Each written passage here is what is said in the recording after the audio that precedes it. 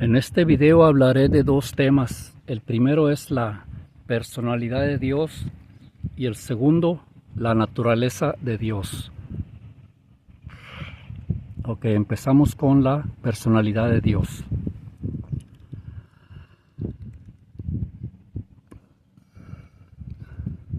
Porque ellos mismos cuentan de nosotros la manera en que nos recibisteis y cómo os convertisteis de los ídolos a Dios, para servir al Dios vivo y verdadero. Primera Tesalonicenses 1:9.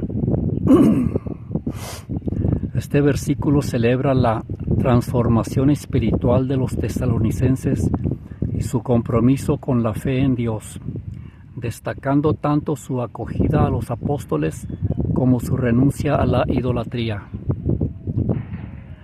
La Biblia revela a Dios como una personalidad. Él es llamado un Dios vivo y verdadero, poseyendo propia conciencia y propia determinación. Su personalidad se muestra en lo que Él hace, tal como Dios ama. Juan 3:16, porque de tal manera amó Dios al mundo que dio a su Hijo unigénito, para que todo aquel que en Él crea no se pierda, mas tenga vida eterna. Segundo, Dios odia. Hay 6 cosas que el Señor odia, y aún 7 aborrece su alma: los ojos altivos, la lengua mentirosa, las manos derramadoras de sangre inocente, el corazón que maquina pensamientos, el testigo falso que habla mentiras y el que siembra discordia entre hermanos. Proverbios 6:16. Este versículo introduce una lista de cosas que Dios considera detestables, mencionadas en los versículos siguientes, 6, 17 y 19. La frase establece una fuerte advertencia contra ciertas actitudes y acciones. La lista completa de las 7 cosas que Dios abomina, según Proverbios 6, 17 al 19, son: ojos altivos, la arrogancia y el orgullo, lengua mentirosa, la falsedad y la deshonestidad, manos derramadoras de sangre inocente, la violencia y el asesinato, corazón que maquina pensamientos inicuos, la maldad y la intención de hacer daño, pies presurosos para correr al mal, la prontitud para participar en acciones pecaminosas, testigo falso que habla mentiras, la deslealtad y el testimonio falso, el que siembra discordia entre hermanos, la provocación de conflictos y divisiones entre las personas. Dios tiene cuidado de nosotros, echando toda vuestra ansiedad sobre Él, porque Él tiene cuidado de nosotros. Primera de Pedro 5:7. En otras palabras, anima a los creyentes a depositar todas sus preocupaciones y ansiedades en Dios, confiando en que Él se preocupa por ellos y los cuidará. Echando sobre Jehová tu carga, y Él te sustentará. No dejará para siempre caído al justo. Salmo 55:22. En otras palabras, este versículo anima a las personas a confiar en Dios y entregarle sus preocupaciones, prometiendo que Él les dará apoyo y no permitirá que los justos caigan permanentemente. Aquí hay un desglose más detallado. Echa sobre Jehová tu carga. Esto significa entregarle a Dios todas tus preocupaciones, problemas y ansiedades, y Él te sustentará. Dios promete proveer apoyo, fuerza y ayuda para aquellos que confían en Él. No dejará para siempre caído al justo. Dios no permitirá que aquellos que son justos y confían en Él sean derrotados permanentemente. Este versículo es una promesa de esperanza y confianza en Dios en medio de las dificultades de la vida. Por tanto os digo, no os afanéis por vuestra vida, qué habéis de comer o qué habéis de beber, ni por vuestro cuerpo, qué habéis de vestir. ¿No es la vida más que el alimento y el cuerpo más que el vestido? Dios se aflige, y se arrepintió Jehová de haber hecho hombre en la tierra, y le dolió en su corazón. Génesis 6:6. Este pasaje expresa el pesar de Dios por la maldad generalizada que existía en el mundo antes del diluvio. La reacción de Dios muestra su santidad y justicia, así como su dolor por la pecaminosidad humana. Y no contristéis al Espíritu Santo de Dios, con el cual fuisteis sellados para el día de la redención. Efesios 4:30. Este versículo nos advierte de no actuar de una manera que pueda causar tristeza o dolor al Espíritu Santo. El versículo enfatiza que el Espíritu Santo es un sello que garantiza nuestra salvación, por lo que nuestras acciones deben reflejar esa realidad. Contristar al Espíritu Santo implica entristecerlo o afligirlo con nuestro comportamiento. Además, el contexto del versículo en Efesios 4:30 al 32 nos anima a desechar la amargura, la ira, el enojo, los gritos y la maledicencia, y a vivir en unidad y amor. En lugar de entristecer al Espíritu Santo, debemos buscar la reconciliación, el perdón y la edificación mutua. Solamente una personalidad puede odiar, cuidar y afligirse. Por lo tanto, Dios debe ser un ser personal, vivo y eterno. Segundo tema se titula La naturaleza de Dios. El que no ama no ha conocido a Dios, porque Dios es amor. Primera de Juan 4:8. Hay 4 definiciones de Dios en la Biblia. Primero, Dios es amor. Esta es la naturaleza de Dios en su divina compasión.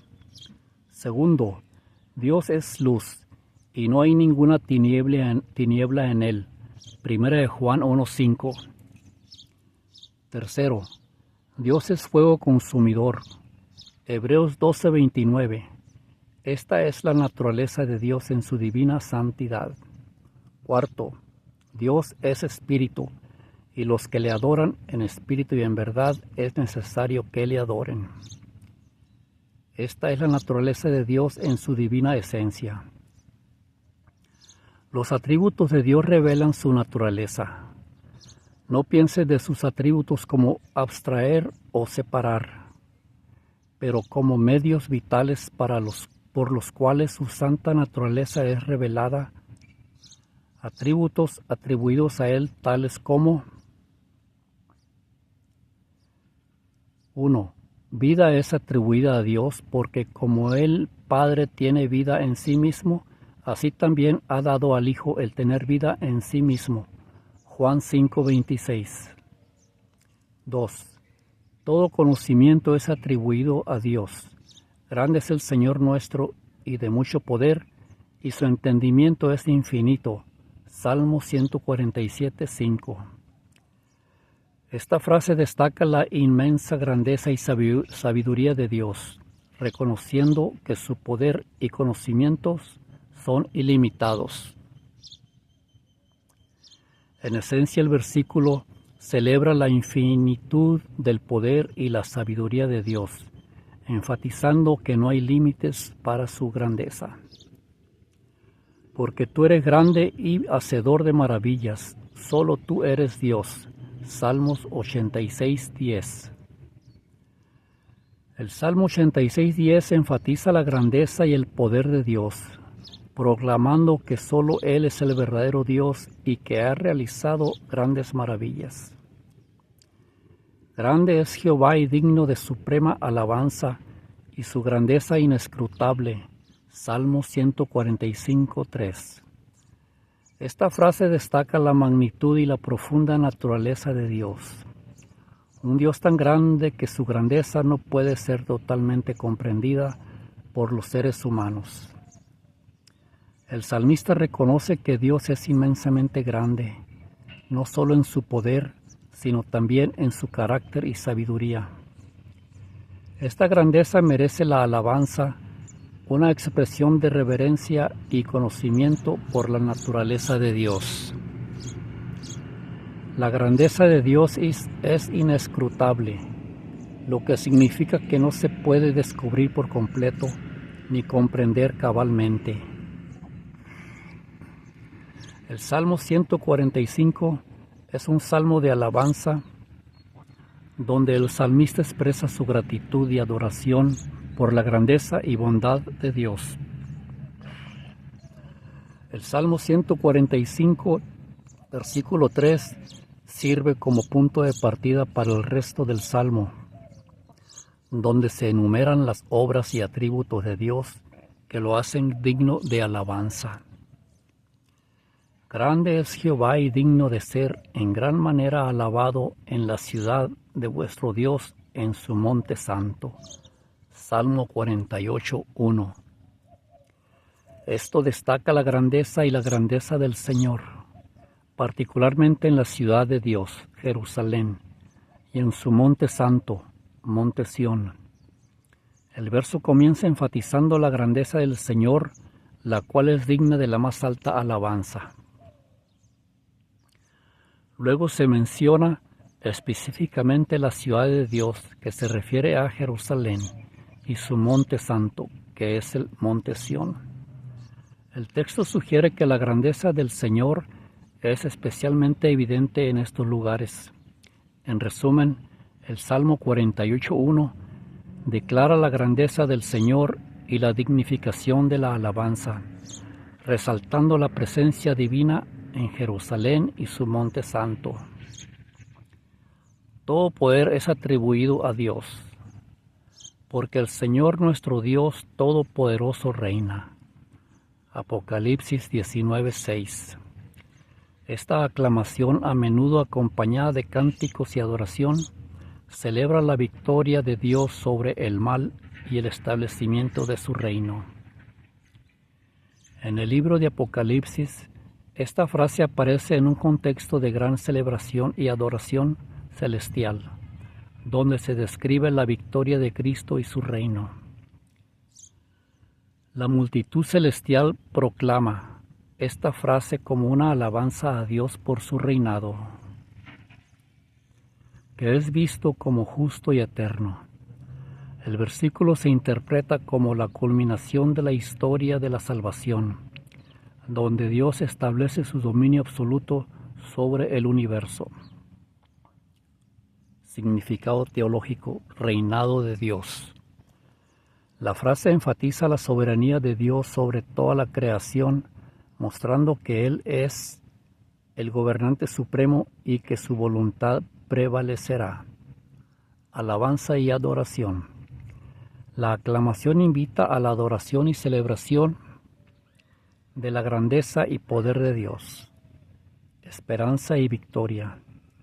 Para los creyentes, la frase trae esperanza y confirma la victoria final de Dios sobre el mal y el sufrimiento, trayendo paz y justicia al mundo. Llenando el universo con su presencia es atribuido a Dios. Salmo 139, del 1 al 10. Dios está en todo lugar presente, pero Él no está en todo presente. Si Dios estuviera en todas las cosas, el hombre pudiera adorar cualquier objeto y él estaría adorando a Dios. Dios es un ser espiritual y los que lo adoran en espíritu y en verdad es necesario que lo adoren. Por favor, no se olviden de darle like a este video y sonar la campanita para obtener más material educativo bíblico. y suscríbanse. Que el Señor los bendiga. Amén, amén.